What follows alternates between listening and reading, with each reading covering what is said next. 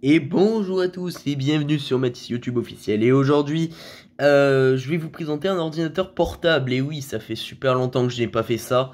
Tout simplement parce que je suis pas fasciné par les portables de naissance. Hein. J'ai horreur des ordinateurs portables. Même si c'est pratique, qu'il y en a qui sont super, j'ai quand même une grosse préférence pour le fixe. Alors, c'est pour ça qu'aujourd'hui, je vais vous présenter ce Dell Inspiron si vous préférez. Donc c'est un 1710, un Dell Inspiron 1710, voilà. Qui est un énorme ordinateur portable des années 2010, je dirais. Fin 2010, je dirais, celui-là. Donc on a quand même une magnifique coque bleu marine, voilà, avec un petit logo Dell juste ici. Donc c'est encore une fois une récupération easy cash, hein, vous commencez à me connaître. Il est actuellement sur secteur, donc je vais vous faire le tour du propriétaire en premier, je vous dirai le prix à la fin comme d'habitude, enfin, si j'y pense, hein, parce que le prix après c'est pas totalement important pour une machine de cette époque. Le chargeur, donc voilà, c'est un espèce de gros câble comme ça, accordé à un bloc secteur, c'est le chargeur d'origine, hein, donc ça c'est bien. Donc je vais commencer par vous le retourner, plutôt comme ceci si possible. Donc qu'est-ce qu'on retrouve à l'arrière? On retrouve un port, je sais plus ce que c'est. Je sais plus, je sais plus, c'est un nom spécial mais voilà. Deux ports USB, le port chargeur. Une prise téléphonique. Et oui, la grande époque où les PC portables avaient une prise téléphonique. Un troisième USB aussi. Et comme c'est jamais fini sur les ordinateurs de cette époque, c'était magnifique, hein, les côtés des ordis sur cette époque, surtout des ordis portables qui avaient énormément de ports, pas comme aujourd'hui. On a donc un port SD, un port casque, un port micro, VGA, ça je sais pas. Non, je sais pas. Ethernet et encore deux USB. Et comme ce n'est jamais fini, il y a également l'autre côté. Voilà. Donc l'autre côté, on retrouve pas d'USB cette fois. On retrouve un port. C'est quoi ça? C'est une compact flash. Voilà, c'est le compact flash. Donc vous retirez le petit loquet. Voilà, on va pas le voir ici, mais j'ai retiré le petit loquet. Oui, bonjour le chat. Tout à fait. Putain. Bonjour. Alors ensuite, il suffit d'appuyer dessus et ça vous retire le tiroir. Voilà. Bon, le chat va rester toute la vidéo, je pense. Donc voilà, ça c'est le support compact flash. Ensuite, vous remettez le loquet et vous enfoncez. Voilà, c'est aussi simple que ça. Ensuite, là, on a un bouton. Alors, je pense que c'est pour le Wi-Fi. Il y a une position 0, une position 1. Donc là, il est en 1 actuellement. On peut le mettre en 0. Et voilà. Donc ça vient d'allumer une LED et on entend que le ventilateur se déclenche. Donc à mon avis, c'est une fonction Wi-Fi. Wi-Fi peut-être amélioré, j'en sais rien. Donc voilà. Ici, on a les contrôles. Ça, pareil, ça ne se fait plus et c'est vraiment dommage. Les contrôles, donc... augmenter le volume, ouais. Alors je dis ça parce qu'ils sont quand même bien effacés. Augmenter le volume, baisser le volume. Le mettre en mute, bien sûr. Pause et unpause, ouais, pour les vidéos, j'imagine. Avancer, par exemple dans un film. Et carré, je sais pas. Carré, je sais pas. C'est certainement pour annuler une vidéo ou un film. Je sais pas. La grande époque également où on avait un bouton sur le côté pour déverrouiller l'ordinateur. Voilà. Avec des crans qui allaient dans les trous juste ici. Donc voilà, je vais vous diriger un petit peu ça. Voilà. Donc voilà le clavier. Donc un clavier qui est malgré tout très agréable pour l'époque. On est sur un corps de duo, la grande époque des corps de duo qui ne se finira jamais, j'imagine.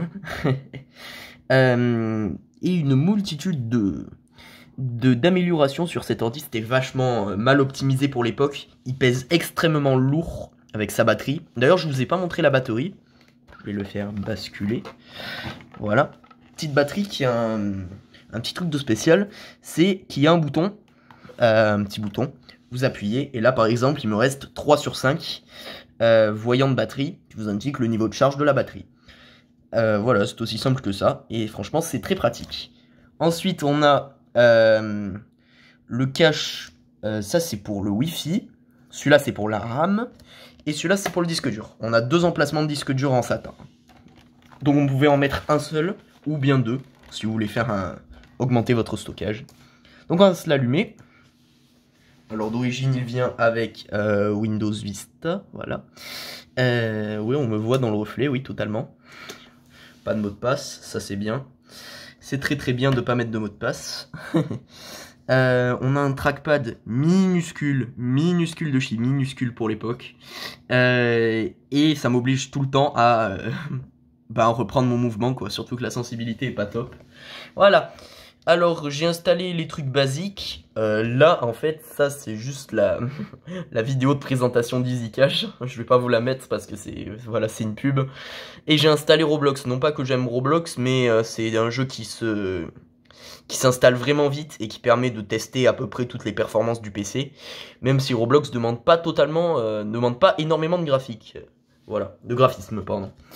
Ensuite, on a un petit témoin pour le caps lock, donc si je verrouille la majuscule ou vers num, voilà. Ensuite, on a un petit témoin lumineux sur le côté qui indique que le disque dur est en train de tourner. Le power également, et le Wi-Fi, voilà. Donc du coup, si je désactive le bouton Wi-Fi, ça désactive également le témoin lumineux. Donc c'était à l'époque où on pouvait désactiver la carte Wi-Fi de l'ordinateur, j'imagine. Le logo Dell, juste ici, Inspiron 1720, comme je vous l'ai dit. Et donc, c'est un ordinateur qui commence un peu à dater, mais qui est franchement super bien. Non pas parce qu'il tient sur batterie, déjà. Il tient sur batterie, voilà. Voilà, la batterie à 50% parce que j'ai pas eu le temps de le charger. Il tient depuis hier, en fait, sur batterie. Et ouais, au départ, il était vendu pour pièce, et tout simplement pour pièce parce que la batterie ne fonctionnait plus. Or, la batterie fonctionne, super. Donc ça montre encore une fois le magnifique diagnostic qui a été fait sur ce pauvre ordinateur, déclaré comme HS à cause de sa batterie, qui n'est même pas HS, super. La webcam d'affreuse qualité, affreuse. C'est la pire des webcams que j'ai pu voir sur un ordinateur qui se trouve là-haut. Le micro, c'est pas top non plus. En revanche, le son c'est très très bien. Pour un ordinateur aussi vieux, on entend presque comme un ordinateur portable récent. Oui, rebonjour le chat. Putain. Il s'est pas gêné lui. Il s'est pas gêné le chat. Donc voilà, un clavier très agréable au toucher. Non, parce que c'est à l'époque où les touches s'enfonçaient réellement. Pas comme les claviers numériques qu'on a aujourd'hui qui sont, ma foi, un peu moins confortables. Je dirais moins confortables au niveau du toucher. Donc voilà, ça c'était pour l'intérieur. Donc au niveau des specs, on a 2 Go de RAM, voilà. Une UHD graphique, voilà, pour carte graphique intégrée bien sûr. C'est le gros point faible de ce PC. Hein. Alors vous verrez que, parce qu'après on va passer au démontage, je vais essayer de le rallumer vite fait bien fait. Alors, on va aller dans paramètres vite fait parce que vous verrez qu'il y a un petit... Alors je sais pas si c'est un problème ou si c'est qu'avec moi que ça le fait.